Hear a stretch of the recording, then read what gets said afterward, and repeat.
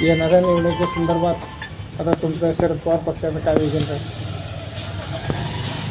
आज आम्ही सगळेजण राष्ट्रवादी काँग्रेस पार्टी पवारसाहेब पक्षाचे सर्व पदाधिकारी, जिल्हाध्यक्ष, इथले तालुकाध्यक्ष, सहकारी, येणाऱ्या ज्या महानगरपालिका, नगरपालिका, जिल्हा परिषद निवडणुका आहेत, तसेच येणारी मराठवाड्याची पदवीधर निवडणूक जी आहे त्या विषयाच्या अनुषंगाने आज उमरगा तालुक्याची बैठक आयोजित केली होती आणि या ठिकाणी सर्व आमचे पदाधिकारी, सर्व सेलचे पदाधिकारी उपस्थित आहेत।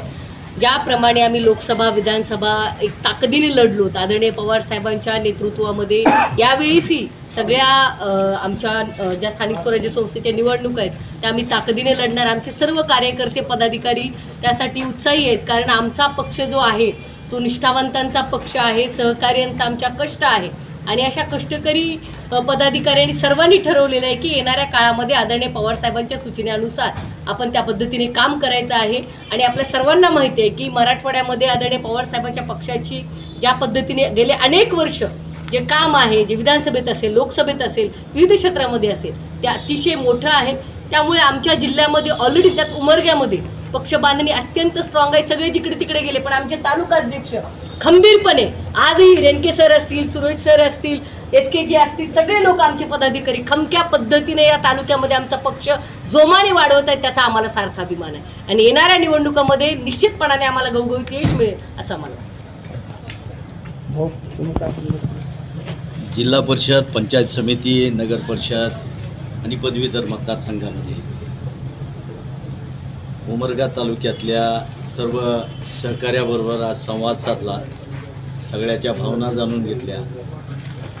हा पक्ष देशाचे नेते, शेतकऱ्याचे नेते शरदचंद्रजी पवार साहेब यांचा आहे आणि या पक्षावर अनादी काळापासून 30-40 वर्ष झालं या तालुक्यातल्या सामान्य माणसाचं प्रेम आहे आणि हे प्रेम अबाधित ठेवण्यासाठी पक्षाच्या वतीनं जी काही मदत करता येईल, पक्षाच्या कार्यकर्त्याला जे काही प्रोटेक्शन देता येईल, पक्षाच्या जे हितचिंतक आहेत त्या सगळ्यांना या सगळ्या ह्याच्यामध्ये सामील करून पुढची वाटचाल करण्यासाठी सांघिकपणे आपण या ठिकाणी एकत्र आलेलो आहोत। महाविकास आघाडीच्या वतीनं या पुढच्या काळातल्या निवडणुका आपल्याला एकत्र लढवायच्यात आणि त्या दृष्टीनं आज सगळ्या सहकार्याशी चर्चा आणि संवाद साधण्यासाठी या ठिकाणी आलो।